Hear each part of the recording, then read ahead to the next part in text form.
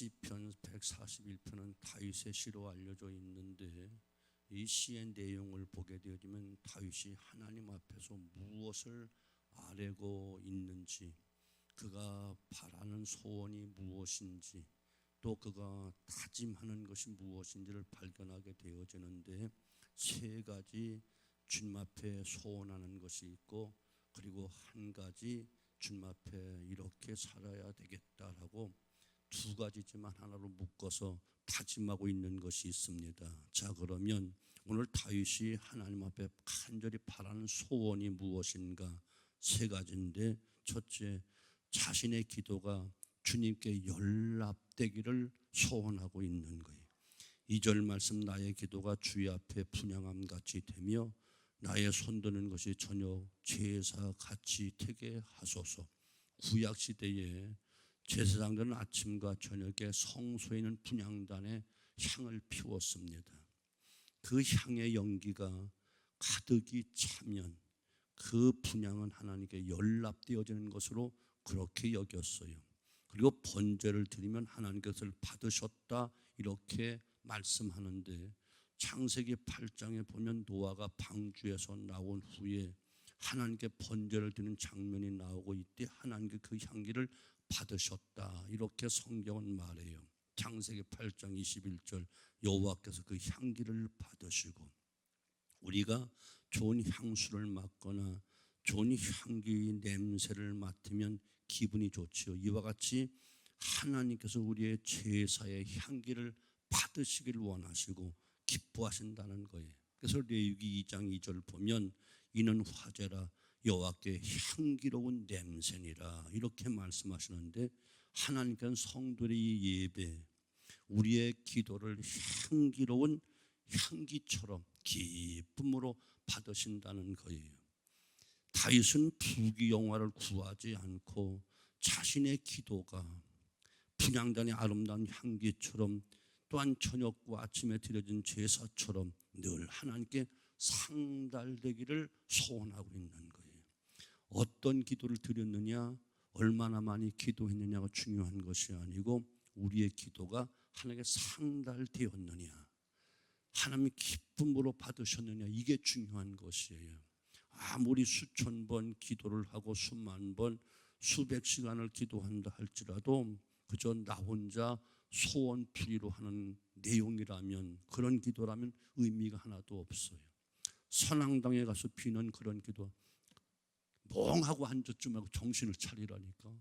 다 보면 생각이 없어. 멍하고 있는데 정신을 차리고 말씀을 받아야 돼. 이 첫 시간을 하나님께 드리는데 첫 단추를 잘못 끼면 안 되잖아요. 아멘. 오늘 이 아침에 나와 드려진 기도가 하나님께 연락되기를 원하고 소원하는 그런 모습으로 나와 있어야지, 맹하고 그냥 영혼 없는 그런 기도, 그런 생각, 그런 마음으로 하는 것은 아무런 의미가 없다니까요. 성전들만 더럽히는 그런 죄를 범하는 것이라니까요. 정말 우리의 기도가 하나님께 응답되고 있나요? 정말 하나님께 드리는 우리의 기도가 하나님이 기뻐하시는 향기로운 냄새처럼 하나님께 다 상달되고 있나요? 정말 하나님께 드려지는 우리의 기도가 정말 하나님께 기쁨이 되는 그런 기도를 드리고 있나요? 우리는 점검해 봐야 된다고요. 그저 나와 앉았다고, 시간 많이 드린다고, 말을 많이 한다고 다 기도가 아니에요. 오히려 하나님의 귀를 거북하게 하고 하나님의 마음을 불쾌하게 만드는 그런 기도라고 한다면 아무런 의미가 없다니까요. 아멘. 그러므로 오늘 다윗은 자신의 기도가 하나님께 모두 연락되기를 원하되, 향기로운 그점 향기처럼 하나님의 기쁨으로 받으시는 그런 예배가 되기를 소원하고 있는 거예요. 단순히 우리의 육체의 소원이라 이루어진 그것이 아니라 어떻게 하면 하나님의 기쁨이 될까? 어떻게 하면 하나님의 뜻을 이루어 드릴까?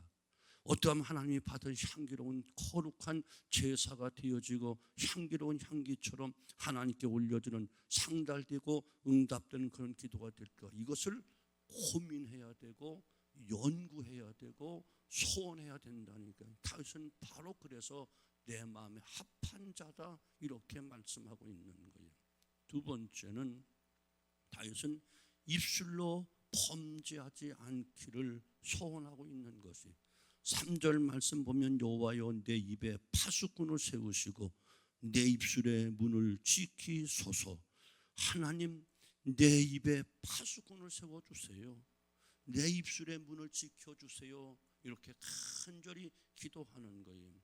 사람에게 치명적인 상처를 입히는 것은 칼과 창이 아니고 사람의 입에서 나오는 말이라는 것을 다윗이 잘 알고 있었기 때문에 그래서 그는 하나님께 자기 입술에 파수꾼을 세워주시고 입술로 범죄치 않게 해달라고 소원하고 있는 모습을 보게 되는 거예요.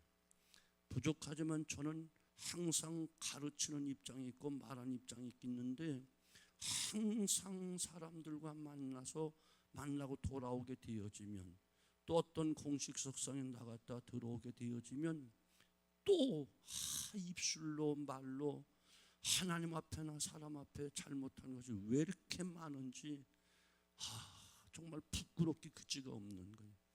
사랑하는 성도분, 오늘 다윗도 아마 그랬던 것 같아요. 그가 평생 살아오면서 전쟁터를 거치고 수많은 사람을 죽이고 살리고 하는 그 전쟁을 치렀으면서 그것보다 더 두려운 것은 칼과 창보다 더 두려운 것은 내 입에서 나오는 말이 많은 사람의 상처를 주고 아픔을 주고 심지어 그들 마음을 상하게 했던 것들이 너무너무 부끄러워서 하나님 내 입술로 범죄치 말게 해주세요. 이것을 소원하고 있었던 모습을 보게 되어져요.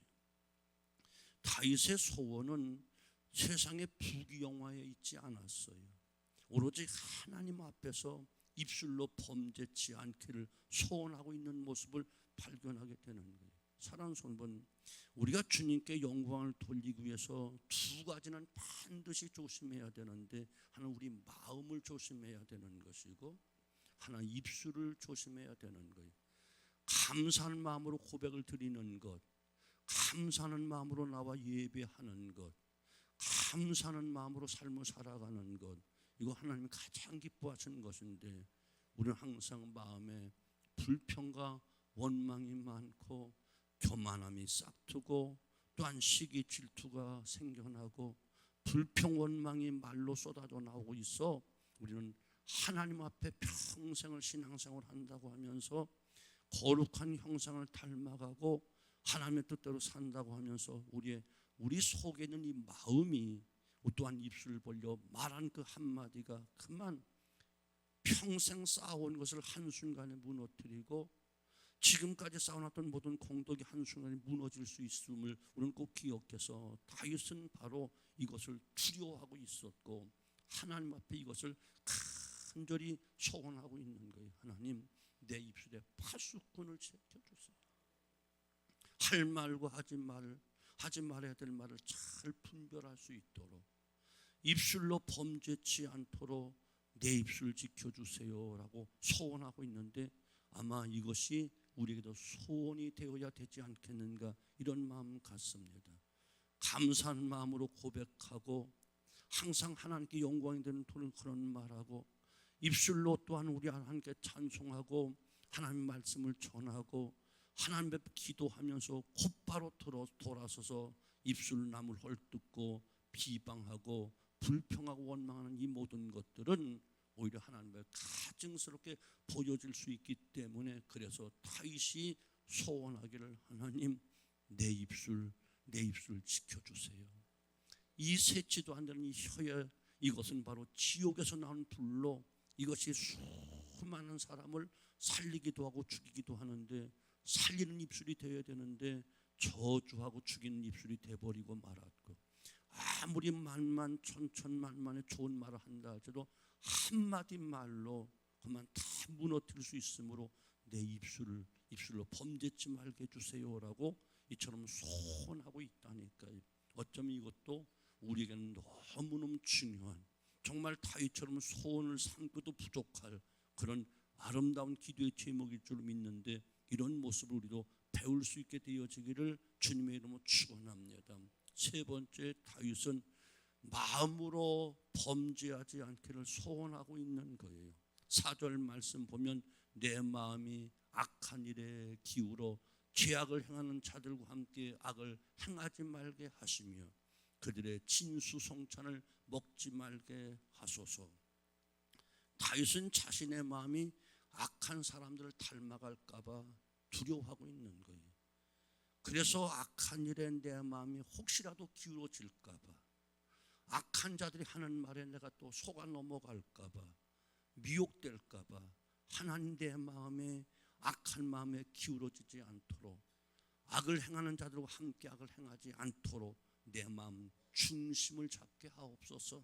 아멘. 우리의 소원은 무엇이지요? 또 우리 자녀들 향한 소원은 무엇이지요? 무엇보다 우리의 자녀들의 마음이 악한 일에 기울어지지 않기를 소원하며 기도하는 정말 중요한 것이다 생각이 되어지는. 그래서 시편 1편 시작이 무엇이지요? 악인의 꾀를 쫓지 않고 죄인의 길에 서지 않고 오만한 자리에 앉지 않게 하옵소서. 이것이 복 있는 자다 이렇게 이야기하잖아요.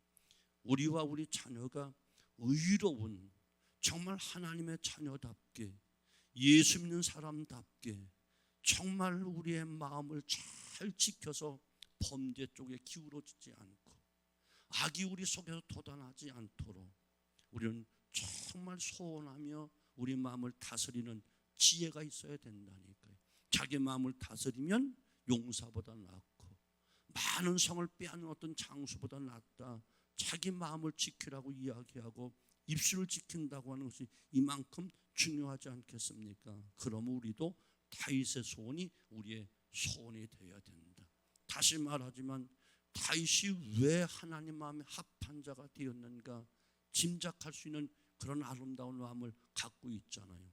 왕으로서 아니면 또 왕이 되기 전에 왕이 되려고 하는 과정에서 그가 얼마나 마음의 소원이 많을까마는 오직 그는 하나님과 관계 항상 이것만 생각하는 거예요.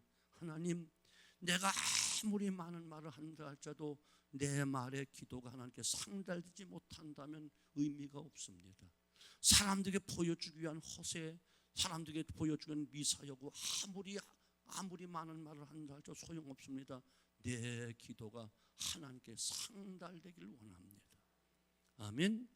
내 입술로 아무리 하나님을 찬양하고 하나님께 예배한다고 하지만 단 한마디의 불평과 원망의 말로 범죄한다면 평생 쌓아놓은 것, 평생 선한 말을 하는 것 다 물거품이 되고 무너질 수밖에 없으니 내 말을 잘 지키게 하옵소서.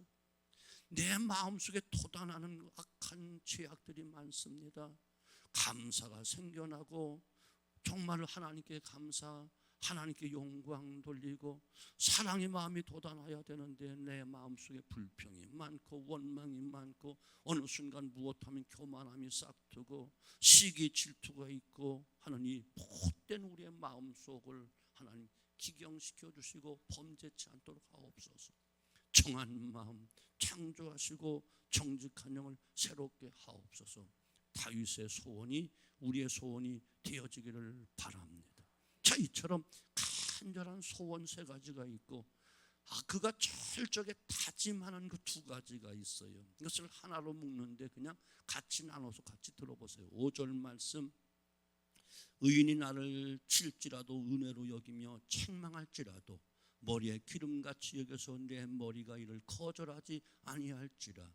그들의 재난 중에도 내가 항상 보하리로다 기도하리이다. 여기 5절 말씀, 의인 나를 칠지라도 한마디 이 말은 정말로 의로운 사람이 나를 책망하고 내 죄를 지적하고 바로 믿으라고 바로 살라고 지적해 줄 때 거기에 시험 들지 말고, 아멘. 지가 알면 얼마나 알아, 지가 살면 얼마나 잘 살았어. 시험 들지 말고 의인들이 나를 바로 인도할 때에 사랑으로 책망해 줄 때 잘 받아들이게 하옵소서. 한마디로 겸손한 마음 갖게 해달라는 거예요. 그리고 항상 하나님께 기도하리라. 크고 작은 모든 문제 기도하리라. 의인들이 나를 책망하고 중에서 내 마음에 시험 들지 않도록 그 말을 잘 듣고 내 영의 양식으로 삼기 위해서 나는 그때 항상 기도하리라. 우리 내가 이만큼 믿었는데 지가 뭐라고, 내가 그래도 직분이 이런데 감히 네가 뭐라고 나한테 이런 말을 해. 이렇게 시험 들지 않고. 아멘. 저 성도를 통해서, 저분을 통해 주님이 내게 깨닫게 하시려고 그 말씀 주셨구나. 겸손하게 받고 그때 시험 들지 않고 기도하겠다는, 이건 더 어려운 거예요. 내가 장로인데 권사인데 10년 20년 이만큼 교회에 이만한 일을 했는데 새신자가 들어와서 나와 별로 깊이 사귀지도 않았는데 어떤 말로 딱 권할 때 건방지기 그지없네, 지가 감히 나한테 그런 말을 해? 이건 교만하기 그지없는 거라. 그때 시험 들지 않게 해달라는 거예요. 이건 굉장한 이야기란 말이에요. 아멘. 의인이 나를 칠지라도 그거 잘못됐잖아요, 그렇게 하면 안 되자요 하면은 네가 뭐야 건방지게, 이해가 되시죠? 그렇게 할 수 있을 터인데 그것을 은혜로 여기게 하옵소서. 그게 보통 겸손이 아닌 거야. 아멘. 저는 이럴 때 이런 말씀 보면은 사울이 변해 바울 되었고, 이제 바울이 건방지게 베드로 앞에 가서 이처럼 고넬료의 집에 가서 예배를 드리고 같이 식사할 때 바리새인들이, 유대인들이 들어오니까 얼떨결에 습관에 접해가지고 베드로가 피해버렸어. 오해 안 받으려고, 그 시험거리 안 받으려고. 그랬더니 나중에 바울이 그것을 탁 지적하잖아요. 베드로와 바울로 이야기한다면 그야말로 하늘과 땅 같은 건 권위도 있겠고 그 당시 그럴 터인데 그 말을 팍 찔러버리는 거야. 당신이 그렇게 행하지 못하면서 어떻게 하면, 이런 식으로. 그럴 때 베드로가 이것을 받아들이잖아요. 대단한 거였어요. 네가 감히